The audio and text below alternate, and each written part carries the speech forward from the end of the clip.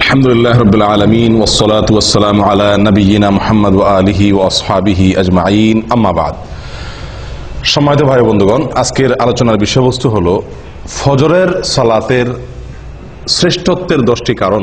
আমাদের দেশে বা আমাদের সারা দুনিয়াতে এই মসজিদগুলোতে অন্য 4 ওয়াক্তে মুসল্লি যাই থাকে ফজরের সময় তার চাইতে অনেক কম থাকে।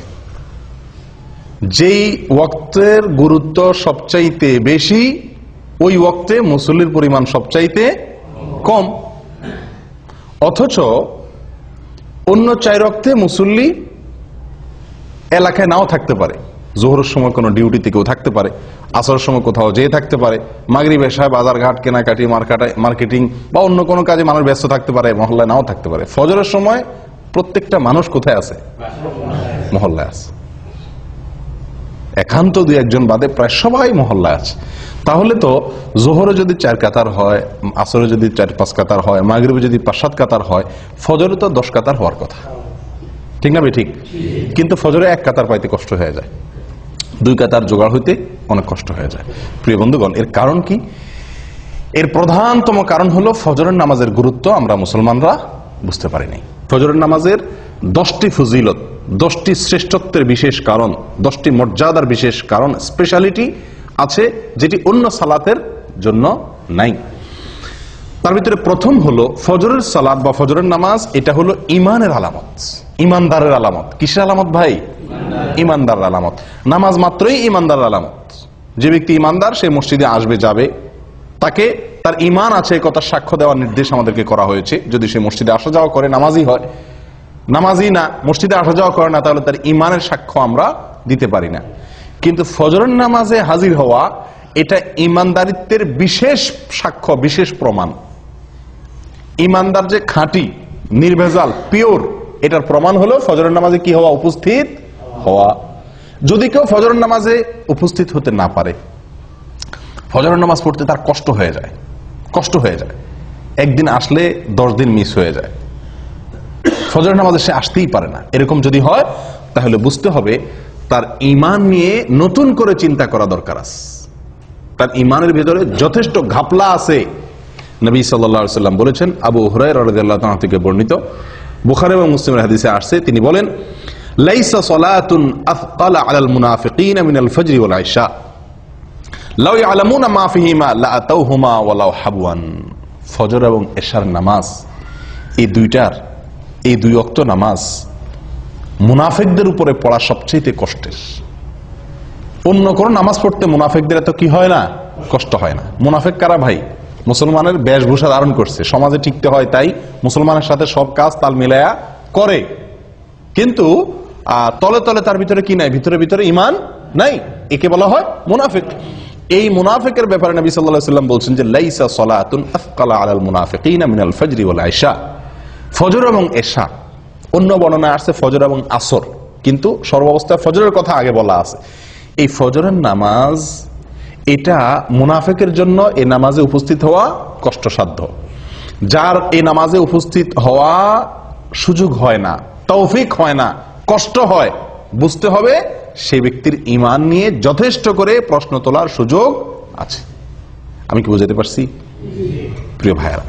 তাহলে ফজরের নামাজে উপস্থিত হওয়া এটা কিসের আলামত? ঈমানদারের আলামত। ফজরের নামাজে উপস্থিত না হইতে পারা কিসের আলামত? মুনাফিকের আলামত। মুনাফিকের জন্য এটা কঠিন হয়ে যায় উপস্থিত হইতে পারাটা। তাহলে অন্য সালাত, জোহরের ব্যাপারে এটা বলা হয় নাই যে জোহরের নামাজে মুনাফিকরা আসতে কষ্ট হয়। জোহরের নামাজে 1 নম্বর, 2 নম্বর, 3 নম্বর, 4 নম্বর সব কিসিমের, 3rd class, 2nd class, 1st class সব কিসিমের মানুষ কি জোহরে আসতে পারে, মাগরিবে আসতে পারে। বুঝে আসছে কথা? কিন্তু ফজরের নামাজ এটা এমন একটা নামাজ যে এই নামাজে যে মুনাফিক 2 নম্বরই করে আসে, মানুষ দেখাইতে আসে, সে এই ভোর রাত্রে আরামের ঘুম ফালায় আসাটা খুব বেশি সহজ না। যদি কেউ আসতে পারে বোঝা যাবে সেই লোকটা হলো খাঁটি ইমানদার, তার ভিতরে ঈমান আছে। প্রিয় ভাইরা, তাহলে এই কোষ্টি পাথরে আজকে যাচাই করলে বহু লোক ইমানদারিত্বের পরীক্ষায় উত্তীর্ণ হওয়া কঠিন হয়ে যাবে। ইমানদারিত্বের প্রমাণ দেওয়া অনেকের জন্যই কি কষ্টকর হয়ে যায়। প্রিয় ভাইরা, তাহলে ফজরের নামাজের প্রথম ফজিলতের বিষয় হলো এটি ইমানদারের আলামত। কার আলামত? ইমানদার আলামত। ফজরের নামাজে উপস্থিত হইতে পারা মুনাফিকি থেকে মুক্তির একটি অন্যতম উপায়। আপনি মুনাফিকি থেকে নিজে মুক্ত, এটা প্রমাণ করার অন্যতম উপায় হলো ফজরের নামাজে কি হওয়া, উপস্থিত হতে পারা। নাম্বার 2, ফজরের নামাজ যদি কেউ আদায় করে তো ওই দিনের জন্য সে আল্লাহ সুবহানাহু ওয়া তাআলার জিম্মায় চলে যায়। কোথায় চলে যায়? আল্লাহ সুবহানাহু ওয়া তাআলার সুরক্ষা সে লাভ করে ওই দিনের জন্য। ওই দিনের জন্য ইন্স্যুরেন্স হয়ে যায় আল্লাহ সুবহানাহু ওয়া তাআলার কাছে। নবী সাল্লাল্লাহু আলাইহি ওয়াসাল্লাম বলেছেন, জুনদুব ইবনে আব্দুল্লাহ ইবনে সুফিয়ান আল-বাজালি রাদিয়াল্লাহু তাআলা আনহু থেকে বর্ণিত, এটি সহিহ মুসলিমে আসছে। নবী সাল্লাল্লাহু আলাইহি ওয়াসাল্লাম বলেন, মান সাল্লাস সুবহা ফাহুয়া ফি যিম্মাতিল্লাহ। যে ব্যক্তি ফজরের নামাজ পড়বে সে কার জিম্মায়? আল্লাহ সুবহানাহু ওয়া তাআলার জিম্মায় চলে যাবে। দুনিয়ার কোন লোক, দুনিয়ার কোন নেতা, দুনিয়ার কোন পুলিশ অফিসার, এসপি, ওসি যদি আপনারে বলে যে আপনি আমি দায়িত্ব আছি, কোনো কিছু আমাকে বলবেন, আপনার কোনো কিছু হবে না। এলাকার নেতা, এমপি সাহেব যদি বলে দেয়, আমাদের মনটা কত মনে কত সাহস হয় না? ও ভাই, আল্লাহ সুবহানাহু ওয়া তাআলা বলে দিচ্ছেন যে আল্লাহ ওই ব্যক্তির জিম্মা নেন। বড় কোনো বিপদ আপদ মুসিবত কোন সমস্যার সম্মুখীন সে হবে না। আল্লাহ সুবহানাহু ওয়া তাআলা স্বয়ং তার জিম্মাদারি নিয়ে নেন। কোন ব্যক্তির? যে ব্যক্তি ফজরের নামাজ জামাতের সাথে। ফজরের নামাজ আপনি পড়লেন, তার মানে ওই দিনের জন্য আপনি গ্যারান্টি পেয়ে গেলেন যে আপনার জিম্মাদারি কে রাখছেন? আল্লাহ সুবহানাহু ওয়া তাআলা রাখছেন। আপনি দিনের বেলা চলেন ফিরেন কাজ করেন, আপনি নির্ভয়ে চলতে পারেন যে আপনার জিম্মাদারি আল্লাহ সুবহানাহু ওয়া তাআলা নিয়েছেন। এটা ফজরের নামাজের জন্য আছে, অন্য কোনো নামাজের জন্য এরকম কোনো কথা বলা হয় নাই। নাম্বার 3, ফজরের নামাজে হাজির হলে আপনার পক্ষে আল্লাহর ফেরেশতাগণ আল্লাহর কাছে গিয়ে সাক্ষ্য দিবে আপনি যে ভালো মানুষ, এ কথার সাক্ষ্য দিবে কে? ফেরেশতারা। আল্লাহ সুবহানাহু ওয়া তাআলা তো জানেন আপনি ফজরের নামাজ পড়ছেন, কিন্তু তারপরেও আল্লাহর ফেরেশতাগণ গিয়ে আপনার পক্ষে ওকালতি করবে, আপনার পক্ষে গিয়ে সাক্ষ্য দিবে যে আল্লাহ আপনার বান্দাকে আমরা নামাজে দেখে আসছি। নবী সাল্লাল্লাহু আলাইহি ওয়াসাল্লাম বলেছেন, এটিও বুখারী মুসলিমের হাদিস, আবু হুরায়রা রাদিয়াল্লাহু তাআলা থেকে বর্ণিত, তিনি বলেন, ফেরেশতারা, দিনের ফেরেশতারা এবং রাতের ফেরেশতারা উভয়ে পালা বদল করে দুনিয়াতে ডিউটি করতে আসে আসমান থেকে। একদল ফেরেশতা আসে দুনিয়াতে, সারা পৃথিবীতে তারা বিচরণ করে, তারা আসমান থেকে নামে কখন? ফজরের সময়। তারা দিনের বেলা ডিউটি করতে আসে। আরেকদল ফেরেশতা সারা রাত ডিউটি করেছিল, তারা ফজরের সময় উপরে উঠে যায়। আবার তারা আসরের সময় আসে, দিনের বেলা যারা ছিল তারা দিনের শিফটে ডিউটি করার পর তারা আসরের সময় আবার আসমানে উঠে যায়। এই যে ফেরেশতাদের পালা বদল হয়, 2 ওয়াক্ত সালাত, ফজর এবং আসর, এই 2 ওয়াক্ত সালাত হলো ফেরেশতাদের ডিউটি বদলের সময়। আর এই সময়ে যদি আপনি ফজরের নামাজে হাজির হন, তো এই ফেরেশতারা যখন আল্লাহর কাছে চলে যায়, তখন আল্লাহ তাআলা জিজ্ঞেস করেন তাদেরকে যে আমার বান্দাদেরকে কি অবস্থায় রেখে আসছো? বুঝে আসছে কথা? অমুককে অমুককে অমুককে অমুককে এদেরকে কি অবস্থা রেখে আসছো? তো যারা নামাজরত ছিল, আল্লাহ তাআলা তো জানেন কে কি অবস্থা আছেন। তারপর আল্লাহ তাআলা তাদের কাছ থেকে শুনে ওই নামাজি বান্দার জন্য একজন সাক্ষী আল্লাহ তাআলা সাব্যস্ত করেন, তার পক্ষে একজন সাক্ষী আল্লাহ তাআলা খাড়া করে দেন, ফেরেশতারা যেন সাক্ষী হয়ে যেতে পারে। তখন ফেরেশতারা বলে, আল্লাহ, আমরা যখন গিয়েছিলাম তখনও তারা সালাত আদায় করছিল, হ্যাঁ, আবার তারাকনাহুম ওয়া হুম ইউসাল্লুন ওয়া আতাইনাহুম ওয়া হুম ইউসাল্লুন। আমরা যখন সকালে ডিউটি করে আসছিলাম তখনও তারা নামাজ পড়তেছিল, আবার যখন বিকেলে গেলাম তখনও তারা আসরের নামাজ পড়তেছিল। ও ভাই, সেজন্য ফজরের নামাজ এবং আসরের নামাজ, তো এই ফজরের নামাজের বিষয়ে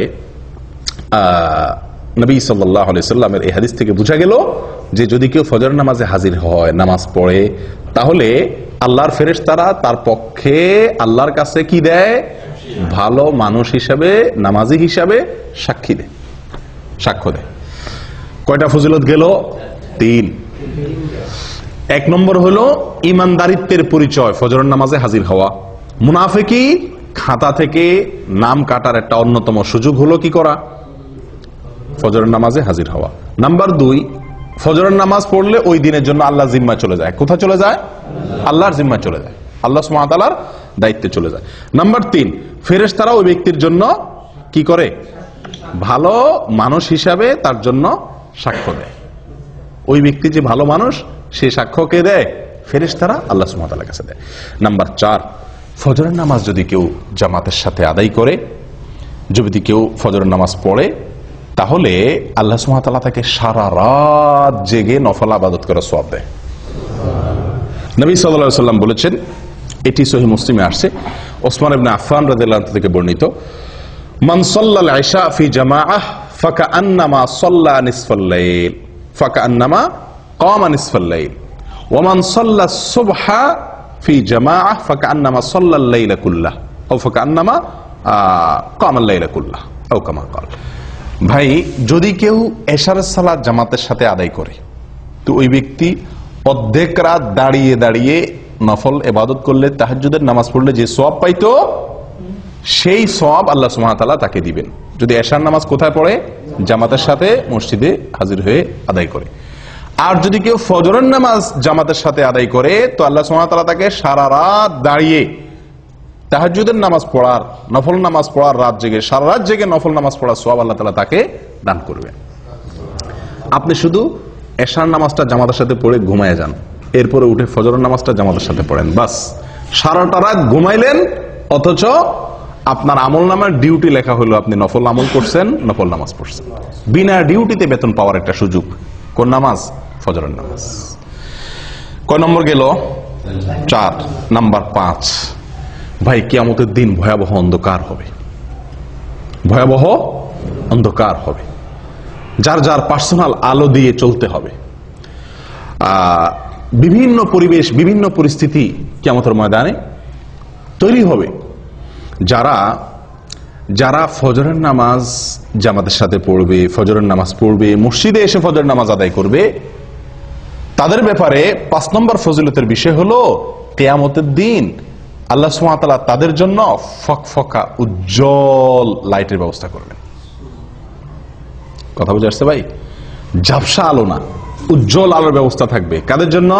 ফজরের নামাজে যারা জামাতে উপস্থিত হয় তাদের জন্য। নবী সাল্লাল্লাহু আলাইহি ওয়াসাল্লাম বলেছেন, আবু দাউদ এবং তিরমিজি বর্ণিত হয়েছে হাদিসটি, বাশশিরিল মাশাঈনা ফি যলামি ইলাল মাসাজিদি বিন-নূরিত তাম ইয়াউমাল কিয়ামাহ। যারা পায়ে হেঁটে হেঁটে ভোরে ভোরে সূর্য ওঠার আগে অন্ধকারের মধ্যে, আলো আঁধারের মধ্যে যারা পায়ে হেঁটে হেঁটে মসজিদে আসে কষ্ট করে, সুসংবাদ দিয়ে দাও ওই সমস্ত আল্লাহর বান্দাদেরকে। কিসের সুসংবাদ দাও? বিন-নূরিত তাম ইয়াউমাল কিয়ামাহ, কিয়ামতের দিন পরিপূর্ণ আলোর আলো আল্লাহ সুবহানাহু ওয়া তাআলা তার জন্য দান করবেন। ওই ব্যক্তির জন্য আলোর ব্যবস্থা করবেন, পার্সোনাল আলো। সবাই অন্ধকারে নিমজ্জিত থাকলেও তাকে আল্লাহ সুবহানাহু ওয়া তাআলা তার জন্য পার্সোনাল আলোর ব্যবস্থা করে রাখবেন, স্পেশাল আলোর ব্যবস্থা থাকবে। এবং সে আলো ঝাপসা আলো না। আপনি হাঁটবেন ফজরের সময় আলো আঁধারের আলো দিয়া, কিন্তু কিয়ামতের দিন আল্লাহ তাআলা যে আলো দিবেন তার বিনিময়ে এই যে কষ্ট করে অন্ধকারে হাঁটলেন, সে আলো হবে কি? অনেক ফকফকা, অনেক পরিষ্কার ঝকঝকে পরিপূর্ণ আলো যেটাকে বলা হয়। যদি কি করা হয় ভাই? ফজরের নামাজ জামাতের সাথে আদায় করা হয়, অন্ধকারে কষ্ট করে আলো আধারিতে আপনি হেঁটে মসজিদ পর্যন্ত আসেন। নাম্বার 6, ফজরের নামাজ যদি কেউ আদায় করে তো তার বিনিময়ে আল্লাহ সুবহানাহু ওয়া তাআলা তাকে জান্নাতের সবচেয়ে বড় পুরস্কার দান করবেন। জান্নাতের সবচেয়ে বড় পুরস্কার কি ভাই? না, সেটা তো আছেই। জান্নাতের ভিতরে মানুষ যত পুরস্কার, যত নেয়ামত আল্লাহ তাআলা দিবেন, হুরে আইন দিবেন, আল্লাহ সুবহানাহু ওয়া তাআলা তাদের জন্য যে কোনো ফল দিবেন, যা চাইবে তারা তা পাবে। কত নেয়ামত থাকবে না? দুধের নহর প্রবাহিত হবে, মদের নহর প্রবাহিত থাকবে, দুনিয়ারে নাপাক গান্দা মদ না, পবিত্র মদ। যাই হোক, অনেক নেয়ামতের আল্লাহ তাআলা ব্যবস্থা করবেন জান্নাতীদের জন্য। আল্লাহ সুবহানাহু ওয়া তাআলার যে নেয়ামতে জান্নাতীরা সবচেয়ে বেশি খুশি হবে, যে নেয়ামতের জন্য জান্নাতীরা সবচেয়ে বেশি লালায়িত থাকবে, কোনটা সেটা? আল্লাহ দিদার, আল্লাহর সাক্ষাৎ, আল্লাহর সাক্ষাৎ। জান্নাতীদের সবচেয়ে বড় চাহিদা থাকবে যেন তারা কি করতে পারে? আল্লাহ সুবহানাহু ওয়া তাআলাকে একটু সরাসরি দেখতে পারে। যারা ফজরের নামাজ নিয়মিত পড়ছে, সব সময় ফজরের নামাজ পড়ছে এবং আসরের নামাজ পড়ছে, ফজরের নামাজ এবং আসরের নামাজ পড়ছে, এরা আল্লাহ সুবহানাহু ওয়া তাআলাকে দেখবে কিরকম জানেন? পূর্ণিমার চাঁদ, পূর্ণিমার চাঁদে, পূর্ণিমার রাতে আকাশের চাঁদ কিরকম দেখা যায়? চাঁদের 1 তারিখ, 2 তারিখ, 3 তারিখ, 4 তারিখ, 5 তারিখ এই দিনগুলোতে চাঁদ এত স্পষ্ট, এত ক্লিয়ার দেখা যায়। কিন্তু পূর্ণিমার রাতে চাঁদ কিরকম দেখা যায়? নবী সাল্লাল্লাহু আলাইহি সাল্লাম বলেন, পূর্ণিমার রাতে চাঁদ যেভাবে তোমরা দেখো পরিষ্কার, যারা সূর্য ডুবার আগে এবং সূর্য ওঠার আগের যে নামাজ, সূর্য ডুবার আগের নামাজ হলো আসর, আর সূর্য ওঠার আগের নামাজ হলো কি ফরজ। নবী সাল্লাল্লাহু আলাইহি ওয়াসাল্লাম বলেন এই নামাজগুলো যাতে না ছুটে, এই নামাজগুলো যেন না ছুটে, সম্ভব হলে তুমি সেই দিকটার প্রতি ভালো করে কি করো, খেয়াল করো, লক্ষ্য রাখবে যাতে এই নামাজগুলো না ছুটে। তাহলে কি হবে, ওই আল্লাহ সুবহানাহু ওয়া তাআলাকে জান্নাতের সবচেয়ে বড় নিয়ামত আল্লাহ তাআলাকে একেবারে স্পষ্টভাবে পরিষ্কার করে দেখার সুবর্ণ সুযোগ পাওয়া যাবে। আল্লাহ তাআলা আমাদের সকলকে সেই নিয়ামত দান করেন। 7 নম্বর পুরস্কার, ফজরের সালাত যারা পড়বে এবং বিশেষ করে জামাতের সাথে, তাদের জন্য জাহান্নাম থেকে মুক্তি। ওহ, কত বড় বড় পুরস্কার এক একটা। 7 নম্বর পুরস্কার কি রে ভাই? জাহান্নাম থেকে মুক্তির পরোয়ানা পাওয়া যাবে, জাহান্নাম থেকে মুক্তির পরোয়ানা পাওয়া যাবে। নবী সাল্লাল্লাহু আলাইহি ওয়াসাল্লাম বলেছেন, এটি সহিহ মুসলিমের হাদিস, লাইন ইয়ালিজান নার আহাদুন সাল্লা ক্বাবলা তুলুইশ শামসি ওয়া ক্বাবলা গুরুবিহা। ওই ব্যক্তি কখনো জাহান্নামে প্রবেশ করবে না। কিছু লোক আছে না ভাই, জাহান্নামে যাবে, ইমানদার যেহেতু, জাহান্নামের শাস্তি ভোগ করার পরে সে কোথায় আসবে? জান্নাতে আসবে। না, এরকম না। একবারে প্রথম চান্সে আপনি জান্নাতে যেতে পারবেন, ফার্স্ট চান্সে আপনি জান্নাতে যেতে পারবেন। জাহান্নামে যে সেখান থেকে এসে জান্নাতে ঢোকা লাগবে না। লাইন ইয়ালিজা, কখনো প্রবেশ করবে না জাহান্নামে ওই ব্যক্তি, যে ব্যক্তি সাল্লা ক্বাবলা তুলুইশ শামসি ওয়া ক্বাবলা গুরুবিহা, যে ব্যক্তি সারা জীবন সব সময় চেষ্টা করছে ফজর এবং আসর এই 2 ওয়াক্ত নামাজ এর ব্যাপারে যত্নশীল ছিল, এই 2 ওয়াক্ত নামাজের ব্যাপারে গাফলতি করে নাই, এই ব্যক্তি জাহান্নামে কখনো কি হবে না? প্রবেশ করবে না। ও ভাই, কত বড় বড় পুরস্কার এক একটা, লক্ষ্য করছেন? ফজরের নামাজের বিনিময়ে, আল্লাহু আকবার। আর এই নামাজটাতে আমরা সমাজের সবচেয়ে বেশি সংখ্যক লোক গাফেল থাকি, শুয়ে থাকি, অলসতা করি। কেউ হয়তো বলতে পারেন, আরে ভাই, এই যে জাহান্নাম থেকে মুক্তির জন্য কত আমলই তো আছে, এটা করলে জাহান্নাম থেকে মুক্তি, এটা করলে জাহান্নাম থেকে মুক্তি, ওইটা করলে জাহান্নাম থেকে মুক্তি, অনেক আমলের কথা আপনারা শুনছেন না? তো এতগুলার কি দরকার আছে? যে কোনো একটা করলে তো জাহান্নাম থেকে মুক্তি পাওয়া যায়, এরকম কারোর মনে প্রশ্ন আসতে পারে। তাদেরকে বলবো, ভাই, দুনিয়ার কোন আদালতে আপনি যদি আসামি হয়ে যান, তাহলে আসামির খাতা থেকে নাম কাটানোর জন্য আপনি কতগুলো পথ ধরেন? যত পথ আছে সবগুলা পথ ধরেন না?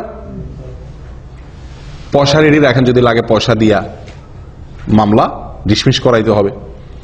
রাজনৈতিক কোন লিঙ্ক যদি থাকে, কাউকে দিয়ে হেলো করায়া যদি ছাড়া পাওয়ার সুযোগ থাকে, তাহলে লিঙ্ক কোথায় কোথায় আছে সেগুলো খুঁজেন, কি খুঁজেন না।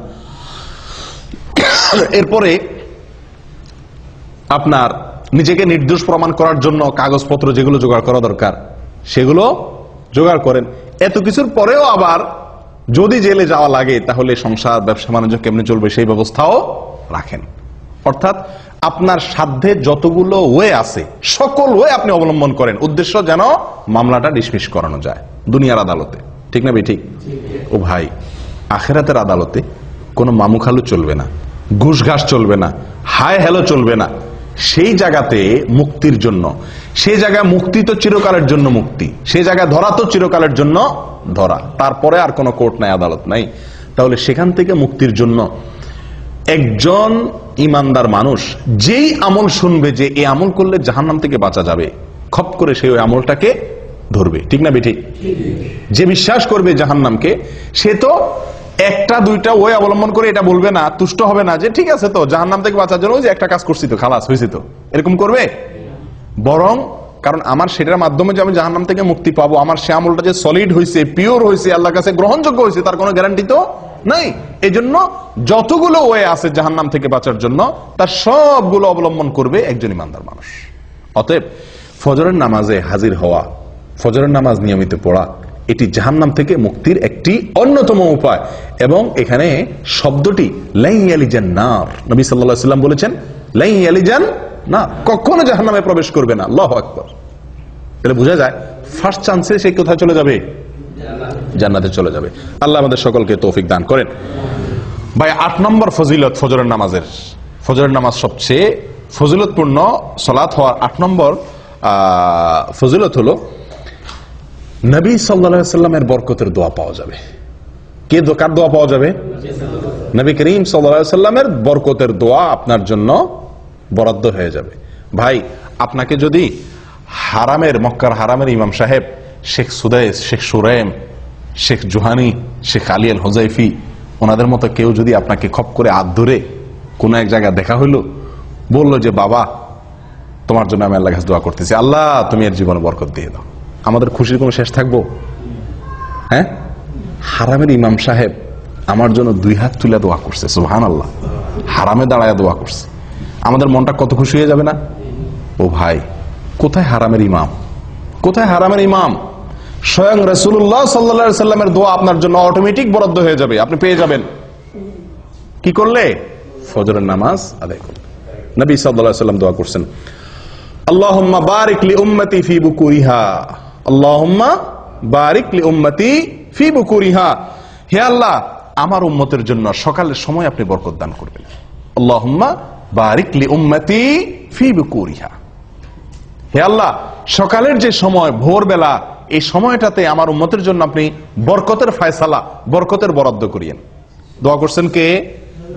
নবী সাল্লাল্লাহু আলাইহি সাল্লাম। এই দোয়া সুনানে আবু দাউদে এবং মুসনাদে আহমদে বর্ণিত হয়েছে। ও ভাই, তাহলে ফজরের নামাজে যদি কেউ ঘুমে থাকে, সে কি নবী সাল্লাল্লাহু আলাইহি সাল্লামের বরকতের ভাগী হবে? কেউ যদি ফজরের নামাজ জামাতের সাথে না পড়ে, সে কি বরকতের ভাগীদার হবে? যে ব্যক্তি আল্লাহর হুকুম পালন করবে, ফজরের জামাতে হাজির হবে, সে ব্যক্তি নবী সাল্লাল্লাহু আলাইহি সাল্লামের বরকতের দোয়া পাবে, তার ভাগীদার সে হবে। কারণ সকালের এই সময়টাতে বরকতের দোয়া করছেন কে? নবী সাল্লাল্লাহু আলাইহি সাল্লাম। অতএব এই সময় যদি আমি ইবাদত করি, তো আমার ইবাদতের মধ্যেও কি হবে? নিঃসন্দেহে বরকত হবে। এটা বরকত নেওয়ার সময়, বরকত নাজিলের সময়। এই সময় ঘুমায় থাকলে সে বরকত থেকে কি হবে? বঞ্চিত হবে।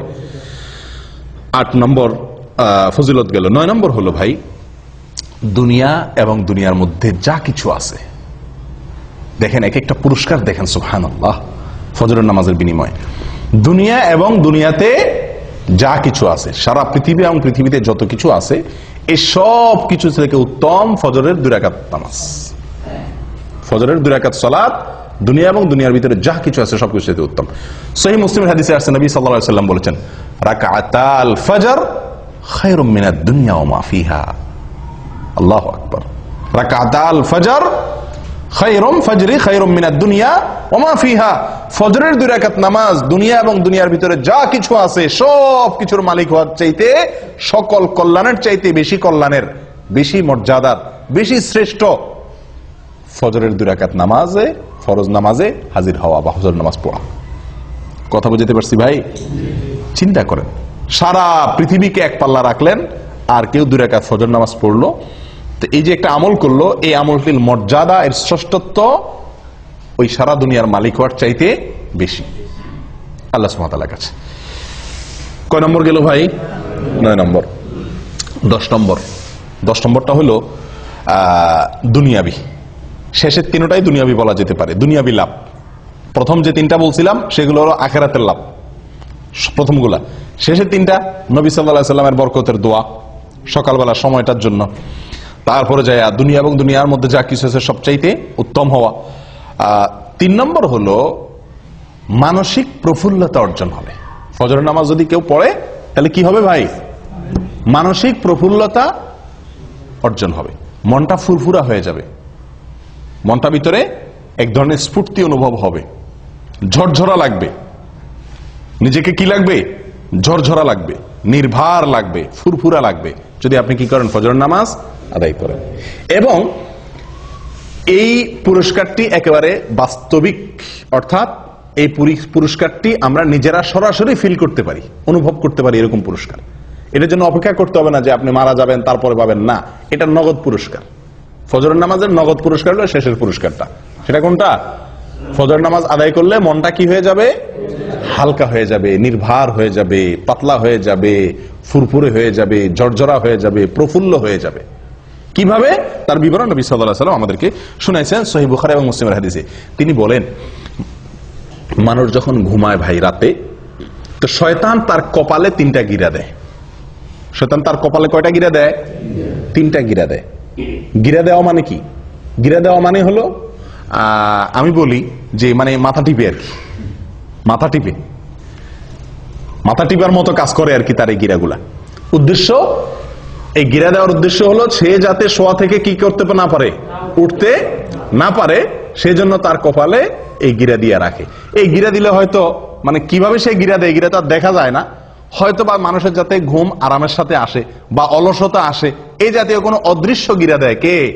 শয়তানে, চিরশত্রুয়ে, চিরশত্রুয়ে, চিরদুষ্টুয়ে আমাদের মাথা কপালে 3টা গিরা দেয় ঘুমাইলে।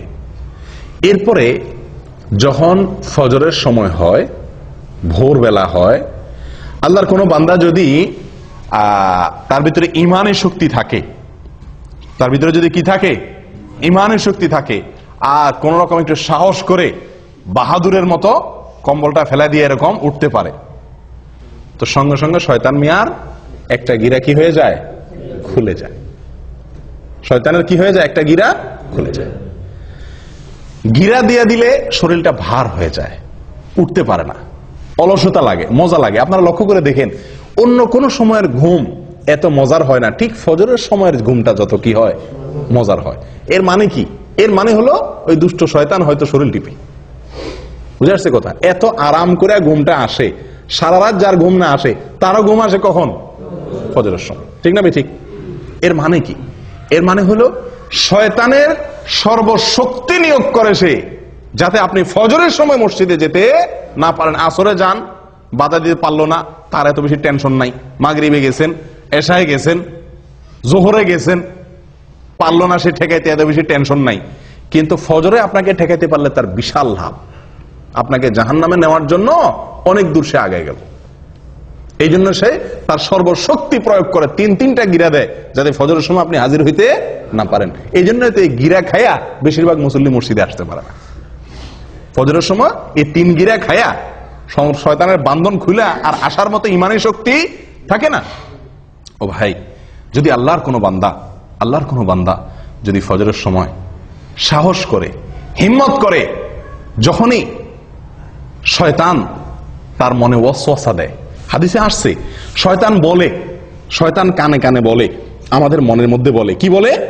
লাইলুন তওয়িল ফারকুদ, আর রাত এখনো কি অনেক লম্বা, আরো ঘুমা, আরেকটু ঘুমা। আপনি লক্ষ্য করে দেখছেন, ফজরের আজান হয়ে গেছে, তখনও কম্বলটা টাইনে আমরা গায়ে দেই, ঠিক না? 20 মিনিট পরে জামাত দাঁড়াবে, উযু করতে 10 মিনিট চলে যাবে, উঠে যাই না, তখনও কম্বলটা আমরা টেনে গায়ে দেই। কারণ কি? ওই যে শয়তান আমাদের মাথায়, মনের ভিতরে ওয়াসওয়াসা ঢুকাই দিছে যে কি, লাইলুন তাওয়িল ফারকুদ, রাত অনেক, এখনো অনেক সময়, তুই আর একটু ঘুমা। সারা রাত ঘুমাইলেন, 4 ঘন্টা, 5 ঘন্টা, 6 ঘন্টা ঘুমাইলেন, কিন্তু এই 5 মিনিট না ঘুমাইলে আপনি মরে যাবেন না, কিন্তু মনে হয় যে 5 মিনিট না ঘুমাইলে মনে মরে যাবেন, এরকম লাগে না ওই সময় উঠতে? কারণ শয়তান তার সর্বশক্তি প্রয়োগ করে গিরা তো দেয়, এরপর আপনার কানে কানে ফিসির ফিসির করে বলে। আসলেই আপনি লক্ষ্য করে দেখেন, মনে হয় যে কেউ একটা বলে মনে মনে যে অনেক সময় আছে এখন, ঠিক না? ঠিক। ও ভাই, তো আল্লাহর কোনো বান্দা যদি ঘুম থেকে উঠে যেতে পারে কম্বল ফেলে দিয়ে, আমি নবী সাল্লাল্লাহু আলাইহি সাল্লামের বরকতের দোয়া নিতে চাই, আমি জান্নাতে এক চান্সে যেতে চাই, জান্নাতে গিয়ে আল্লাহ তাআলাকে একেবারে পরিষ্কার পূর্ণিমার চাঁদের মতো আল্লাহ সুবহানাহু ওয়া তাআলাকে দেখতে চাই, আমি জাহান্নাম থেকে মুক্তি চাই, আমি ইমানদারিত্বের পরিচয় দিতে চাই, মুনাফিকের খাতা যেন নাম লেখা না হয়, আমি আল্লাহর নিরাপত্তার ভেতরে প্রবেশ করতে চাই, আমি ফেরেশতাদের সাক্ষ্য পেতে চাই, আমি সারা রাত জেগে ইবাদতের সওয়াব পেতে চাই, আমি কিয়ামতের ময়দানে উজ্জ্বল আলো যেন হয় আমার জন্য, তার ভাগীদার যেন আমি হতে পারি, সেটা চাই। এই কথাগুলো মাথায় রেখে যদি আপনি কম্বলটারে কি করতে পারেন, ফেলে দিতে পারেন, এবং এই হাদিসটা মাথা রাখতে পারেন, নবী সাল্লাল্লাহু আলাইহি সাল্লাম বলেছেন, ফজরের সময় শয়তান যে গিরা দেয় এবং আপনারে মজার ঘুম পাড়ানোর চেষ্টা করে, এটা যদি আপনি মাথায় রেখে ঝেড়ে ফেলে উঠে যেতে পারেন, সঙ্গে সঙ্গে একটা গিরা শয়তানের খুলে যায়। এরপরে যদি আপনি গিয়ে কষ্ট মষ্ট করে উঠার পরেও কিন্তু একটু অলসতা হালকা হালকা লাগে, হালকা হালকা, শীতের দিন তো বেশি কষ্ট হয়, গরমের দিনও একটু কষ্ট হয়, যে কোনো রকম হিম্মত করে যদি পানিতে হাত দিয়ে বিসমিল্লাহ পড়ে ওযুটা করে ফেলতে পারেন, ওযুটা করার পরে দেখবেন শরীরটা আরো অর্ধেক পাতলা হয়ে গেছে, কারণ গিরা আরেকটা তখন খুলে যায়। এরপরে আরেকটু বাকি থাকে, মসজিদে যাব না রুমে পড়ে ফেলবো, আরেকটু অলসতা থাকে। এরপর যদি সাহস করে বাইর হয়ে যান হিম্মত হয়ে মসজিদের দিকে এবং আসেন, ফজরের নামাজটা যদি পড়ে ফেলতে পারেন কোন রকম, সঙ্গে সঙ্গে 3 নম্বর গিরাও কি খুলে যায়, শরীর ফুল পাতলা হয়ে যায়। এই যে নবী সাল্লাল্লাহু আলাইহি সাল্লামের হাদিসটি, 3টা গিরা খুলে শরীর পাতলা হয়ে যাওয়া, নির্ভার হয়ে যাওয়া, এটা আমরা বাস্তবে সব সময় অনুভব করার সুযোগ আছে, আছে না নাই? আমরা সবাই অনুভব করি, হয়তো খেয়াল করি না। আপনি লক্ষ্য করে দেখেন, রাতে শোয়ার পরে ভোর রাতে শরীরে যে ভার মনে হয় যে উঠলে মনে হয় মরে যাব, এত কষ্ট, এত আরামের ঘুম বাদ দিয়ে উঠলে, এই ঘুম ছেড়ে উঠলে মনে আমি শেষ, এরকম মনে হয় না? কিন্তু উঠা বসার পরে, কম্বলটা ছেড়ে দিয়ে নামার পরে দাঁড়াতে পারলে মনটা অনেকটা পাতলা মনে হয়, ঠিক না? ঠিক, অনেকটা পাতলা, কারণ যে গিরা খুলে গেছে। ওযু করার পরে আরো পাতলা মনে হয়, হালকা হয়ে গেছে। আর ফজর পড়ার পরে তো একেবারে পরিপূর্ণ ফ্রেশ হয়ে যায় মনটা। আমি কি বুঝাতে পারছি ভাই? একদম ফ্রেশ হয়ে যায় ফজরের সালাত জামাতের সাথে আদায় করার পরে। একজন মানুষ ফজরের নামাজ না পড়ে, কোনোদিন আপনি ফজরের নামাজ না পড়ে কাজে যান, উঠেন, অন্যান্য কাজে লাগেন, আপনি যতই কাজ করেন আপনার মনের ভিতরে এক ধরনের ভার, এক ধরনের আনফ্রেশনেস আপনি অনুভব করবেন। কিন্তু যদি ফজর নামাজ জামাতে পড়তে পারেন তাহলে ইনশাআল্লাহ ওই দিনটা আপনার মনটার মধ্যে কি থাকবে? ফুরফুরে একটা ভাব থাকবে। ও ভাই, তাহলে গিরা খোলার কাহিনী বুঝতে পারছেন তো? আমরা তো বলি যে দুনিয়ার কোন কাজে যদি আপনি আরামের ঘুম বাদ দিয়ে উঠেন, মেজাজটা গরম হয় না? সামনে কেউ কিছু বললেও খিটখিটে মেজাজ লাগে, ঠিক না? ঠিক। এরপরে আপনি উঠলেন, ঘুম থেকে উঠে যাইতেছেন, যত দূর সামনে আগান তত মেজাজ আরো খারাপ হয়, ঠিক না? ঠিক। আপনি ঘুমের মধ্যে আছেন, হঠাৎ করে আপনার মালিকে বসে ফোন দিয়ে বসছে, এই তাড়াতাড়ি আসো।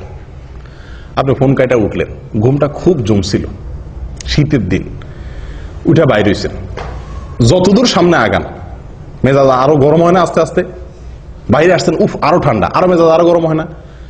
শরীরটাতে এক ধরনের মানুষ অপ্রস্তুতি ভাব চলে আসে, মানুষের মধ্যে বিরক্তির ভাব চলে আসে, ঠিক না? ঠিক। কিন্তু যদি কেউ ফজরের নামাজ জন্য উঠে, এই প্রত্যেকটা কাজের পরে উঠলো, ওযু করলো, নামাজ পড়লো, পটপট করে শরীরটা আরো কি হতে থাকে? পাতলা হতে থাকে। কারণ যে শয়তান ওটাকে ভার করে রাখছে, আল্লাহ সুবহানাহু ওয়া তাআলা ইবাদতগুলোর মাধ্যমে তাকে আল্লাহ তাআলা কি করে দেন? পাতলা করে দেন। তাহলে ভাই, যদি কেউ ফজর নামাজ আদায় করে, নবী সাল্লাল্লাহু আলাইহি ওয়াসাল্লাম বলেছেন, ফাআসবাহা নাশীতান তিবান নাফস, ফজর নামাজ আদায় করতে পারলে তিন গিরা খুলে গিয়ে সে ব্যক্তি হাসি খুশি, প্রফুল্ল এবং পবিত্র মন নিয়ে তার দিনটা শুরু করে। আর যদি কেউ ফজর নামাজ না পড়তে পারে, ওয়াইল্লা আসবাহা খাবিসান নাফসি কাসলান, সারাটা দিন তার শরীর মেজমেজ, অলসতা এগুলা করতে করতে চলে যায়। আপনি পরীক্ষা করে দেখেন। আল্লাহ তাআলা আমাদের সকলকে এই ফজরের গুরুত্ব বোঝার তৌফিক দান করেন। 10টি গুরুত্ব, 10টি ফজিলতের কথা আমরা শুনলাম। আমি আবারও বলছি একটি একটি করে। নাম্বার 1, ফজরের নামাজ মুনাফিকদের জন্য কঠিন হয়, ঈমানদারদের জন্য সহজ হয়। অতএব ফজর নামাজে হাজির হতে পারা ঈমানদারের পরিচয়। নাম্বার 2, ফজর নামাজে হাজির হলে তার জিম্মাদারি কে নেয়? আল্লাহ সুবহানাহু ওয়া তাআলা নেন। ওই দিনের জন্য আল্লাহ জিম্মাদারি নিয়ে নেন, আল্লাহর নিরাপত্তার ভিতরে সে প্রবেশ করে যদি ফজর নামাজ আদায় করে। নাম্বার 3, ফেরেশতারা আল্লাহ সুবহানাহু ওয়া তাআলার কাছে গিয়ে ওই ব্যক্তির পক্ষে কি দেয়? সাক্ষ্য দেয় যে সে সালাত আদায় করছে, ভালো কাজ করছে। নাম্বার 4, যদি কেউ ফজর নামাজ জামাতের সাথে আদায় করে তো আল্লাহ সুবহানাহু ওয়া তাআলা তাকে সারা রাত দাঁড়িয়ে তাহাজ্জুদের নামাজ পড়ার সওয়াব, নফল নামাজ পড়ার সওয়াব দান করেন। নাম্বার 5, ফজর নামাজ যদি কেউ জামাতের সাথে পড়ে, আলো আঁধারিতে কষ্ট করে মসজিদে আসে নিয়মিত, তো আল্লাহ সুবহানাহু ওয়া তাআলা তার বিনিময়ে কিয়ামতের দিন তাকে পরিপূর্ণ আলোর ব্যবস্থা করেন, তার জন্য স্পেশাল তার জন্য আলোর ব্যবস্থা করেন কিয়ামতের দিন। 6 নম্বর পুরস্কার হলো আল্লাহ সুবহানাহু ওয়া তাআলাকে দেখা জান্নাতীদের সবচেয়ে বড় পুরস্কার, সবচেয়ে বড় পুরস্কার। এই পুরস্কারটি সে শুধু পাবে তা নয়, পূর্ণিমার চাঁদ যেরকম মানুষ দেখতে পারে পূর্ণিমার রাতে, আল্লাহ সুবহানাহু ওয়া তাআলাকে সেই এরকম পরিষ্কার ভাবে দেখতে পারবে। এবং সে না, সব জান্নাতীরা কেউই ভিড় করবে না আল্লাহকে দেখার জন্য। দেখার জন্য একটা জিনিস দেখতে গেলে, অনেক লোক দেখতে গেলে ভিড় করে অনেক সময় দেখা লাগে না, আল্লাহ সুবহানাহু ওয়া তাআলাকে সেরকম ভিড় করে দেখতে হবে না। এক কথা, আল্লাহ সুবহানাহু ওয়া তাআলার সাথে সাক্ষাৎ নসিব হবে, দিদার নসিব হবে। কি করলে? ফজর নামাজ জামাতের সাথে আদায় করলে, নিয়মিত আদায় করলে। 7 নম্বর আমল ভাই, 7 নম্বর আমল হলো জাহান্নাম থেকে মুক্তির পরোয়ানা পাওয়া যাবে। কোত্থেকে? জাহান্নাম থেকে মুক্তি। ওই ব্যক্তি জাহান্নামে প্রবেশ করবে না যে ব্যক্তি আসর এবং ফজর নামাজের যত্ন করবে, নবী সাল্লাল্লাহু আলাইহি ওয়াসাল্লাম তাকে পরামর্শ দিয়েছেন আমাদেরকে, তোমরা যদি সম্ভব হয় চেষ্টা করো যেন আসর এবং ফজরের নামাজ কখনো না ছুটে তোমাদের। বুঝে আসছে কথা? তাহলে কি হবে? নবী সাল্লাল্লাহু আলাইহি ওয়াসাল্লাম বলেছেন জাহান্নামে প্রবেশ সে ব্যক্তি করবে না। 8 নম্বর আমল হলো সকালের সময়ের জন্য নবী সাল্লাল্লাহু আলাইহি ওয়াসাল্লাম কি করছেন? দোয়া করেছেন। কিসের দোয়া করছেন? বরকতের দোয়া করেছেন। তো এই ফজরের সময়টা, এই সময়টার জন্য নবী সাল্লাল্লাহু আলাইহি ওয়াসাল্লাম বরকতের দোয়া করছেন। কেউ যদি ফজরের নামাজ পড়ে উঠে আল্লাহর ইবাদত করে তাহলে সে নবী সাল্লাল্লাহু আলাইহি ওয়াসাল্লামের কেমন যেন সে কি হলো? বরকতের ভাগীদার হয়ে গেল। এই টাইমে যে কাজ করবে ওই কাজে তার বরকত হবে। 9 নম্বর হলো ভাই, ফজরের নামাজের 2 রাকাত ফরজ নামাজ আদায় করা দুনিয়া এবং দুনিয়ার মধ্যবর্তী সব কিছুর মালিক হওয়ার চাইতে বেস্ট এবং শ্রেষ্ঠ সম্পদশালী সে ব্যক্তি হয়ে গেল। 10 নম্বর হলো ফজর নামাজ যদি জামাতের সাথে আদায় করেন তাহলে মনটা প্রফুল্ল হয়ে যাবে, হাসি খুশি হয়ে যাবেন, নির্ভর হয়ে যাবে, পাতলা হয়ে যাবে এবং এভাবে আপনার সারাটা দিন কাটবে। কয়টা ফজিলত গেল? 10টা। 11 নম্বর একটা সম্পূরক ফজিলতের কথা বলি, সেটাও দুনিয়াবী ফজিলত। সেটা হলো স্বাস্থ্যের দিক থেকে একজন মানুষ যদি ফজর নামাজে উঠে অনেক রোগ বালাই থেকে আল্লাহ তাআলা তাকে হেফাজত করেন।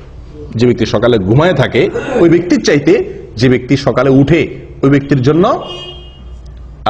স্বাস্থ্যগত দিক থেকে সে ব্যক্তি অনেক বেশি ভালো থাকে। দেখুন আমাদের ইয়েতে উর্দুতে একটা প্রবাদ বা হিন্দিতে একটা প্রবাদ আছে, সুবাহ কি হাওয়া হাজার বিমারিও কি দাওয়া। সকালবেলার হাওয়া এটা হাজার হাজার রোগের ঔষধ। একজন মানুষ যদি ফজরের নামাজের সময় উঠে ফজরের নামাজের সময় মসজিদে আসে পায়ে হেঁটে, তাহলে সকালে হাওয়া তার গায়ে লাগবে কি লাগবে না? যে ঘুমা রয়েছে 7টা-8টা বাজে উঠছে তার তো এই নসিব হয় নাই। তাহলে স্বাস্থ্যের জন্য এটা কি অত্যন্ত ভালো সকালে ফজর নামাজ জন্য উঠতে পারে। ও ভাই, আমাদের বিশেষ করে প্রবাসে এবং দেশেও বহু লোককে দেখা যায় ফজরের নামাজ পড়ে। কখন পড়ে?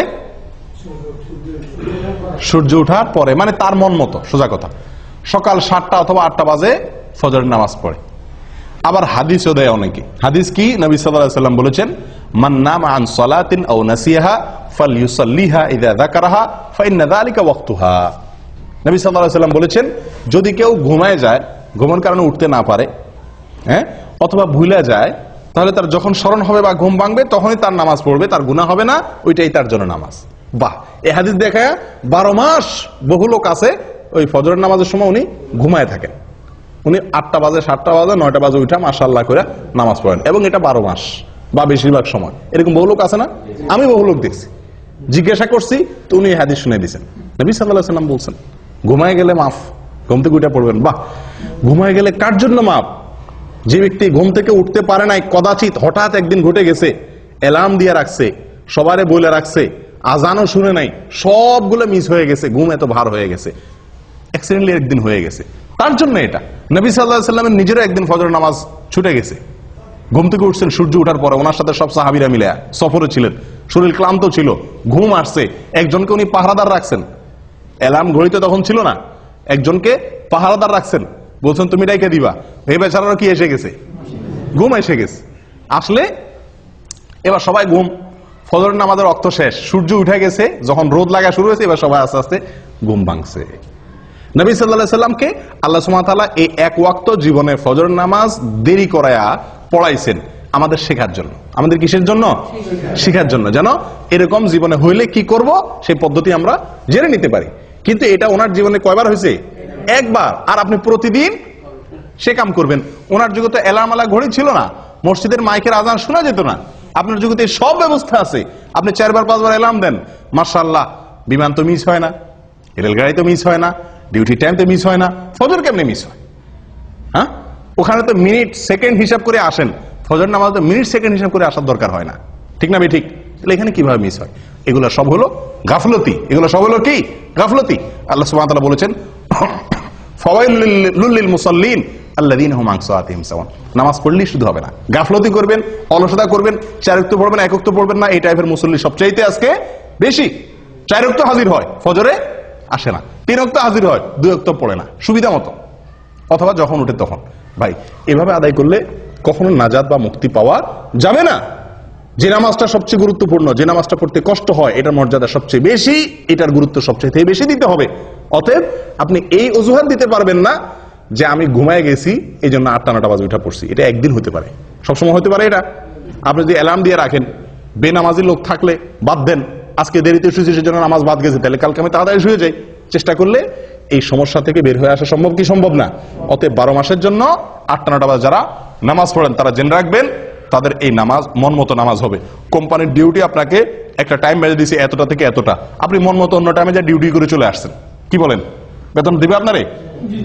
আপনাকে বলছে 8টা to 5টা তোমার ডিউটি, আপনি 8টা to 5টা অন্য কোনো কাজ করে ঘুরে ঘেরা সমনষ্ট করে ঘুমায় টুমায় থাকলেন, 5টার পরে যায় কেউ নাই, আপনি ঘুরে ঘেরা 5টার পরে 8 ঘন্টা যায় বয়ে থাকলেন, টুকটাক কিছু কাম কাজ করলেন, মাস শেষে করুন বেতন দেন, আপনার দিবে কেউ বেতন? কোনো পাগলে?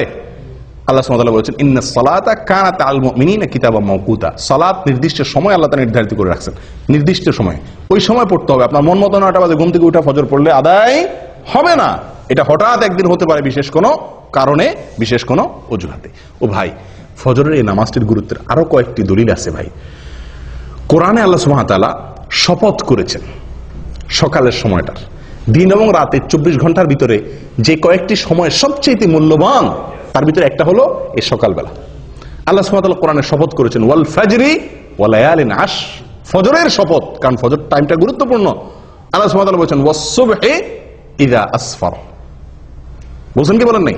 সকালের শপথ, কারণ সকালের টাইমটা গুরুত্বপূর্ণ, ভোরের টাইমটা। আল্লাহ সুবহানাহু ওয়া তাআলা এরকম কোরআনে বহু জায়গায় এরকম নির্দেশ করেছেন। এক জায়গায় বলেছেন ওয়াসাব্বিহ বিল আশি ওয়াল ইবকার, সকালে এবং সন্ধ্যায় এই দুই টাইমে আল্লাহর পবিত্রতা বর্ণনা করো, ইবাদত করো, নামাজ পড়ো। ও ভাই, তাহলে এই টাইমটার গুরুত্ব বোঝা গেছে তো? অতএব এই টাইমটার প্রতি যত্ন রাখতে হবে। ভাই, ফজর নামাজ পড়তে কষ্ট কেন হয়? এর প্রধান কারণ হলো রাতে দেরিতে শোয়া। ফজরের নামাজ জামাতের সাথে পড়তে না পারা, টাইম মতো পড়তে না পারা, উঠতে না পারার মূল কারণ কি? রাতে দেরিতে শোয়া। আমাদের আয়েশা বলেছেন নবী সাল্লাল্লাহু আলাইহি ওয়াসাল্লামের বিষয়ে যে কানা ইয়াকরাহুন নাওমা ক্বাবলা আল আইশা ওয়াল হাদিসা বাদা, নবী সাল্লাল্লাহু আলাইহি ওয়াসাল্লাম এশার আগে কথা বলা এটা তার খুব অপছন্দের কাজ ছিল। এশার আগে ঘুমানোটা অপছন্দের কাজ ছিল, আর এশার পরে কথাবার্তা বলাটা তার অপছন্দের কাজ ছিল। দিনী কথা, স্বামী স্ত্রীর কোনো দরকারি কথা, এটা ছাড়া অন্য কোনো কথা তার পছন্দ ছিল না। আর আমাদের আড্ডাবাজি শুরুই হয় কখন? এশার পরে, 11টা 12টা 1টা বাজে। তো এই বাঁচতে বাঁচতে শুতে শুতে যদি দেরি হয়, এই জন্য ফজরের সময় উঠতেও কি হয়ে যায়? কষ্ট হয়ে যায়। ভাই, আমার নামাজ আমার জান্নাত, আমার নামাজ আমার জীবন, আমার নামাজ আমার জাহান্নাম থেকে মুক্তির কারণ, আমার এই ফজর আমার কিয়ামতের দিনের আলো, আমার এই ফজর আমার নবীর দোয়া, আমার এই ফজর এটা ফেরেশতাদের সাক্ষ্য আমার পক্ষে পাওয়া, আমার এই ফজর মানে আমার সারাদিনের গ্যারান্টি আল্লাহর কাছ থেকে নিয়ে নেওয়া। এত বড় ফজিলতের আমল, এটা আমাকে ফজরের সময় করতে হবে। এটা যদি মাথায় থাকে তাহলে রাতে শুইতে কি হবে না? দেরি হবে না। আল্লাহ তাআলা আমাদের সকলকে তৌফিক দান করুক। জাযাকুমুল্লাহ ওয়া আখিরু দাওয়ানা আলহামদুলিল্লাহি রাব্বিল আলামিন।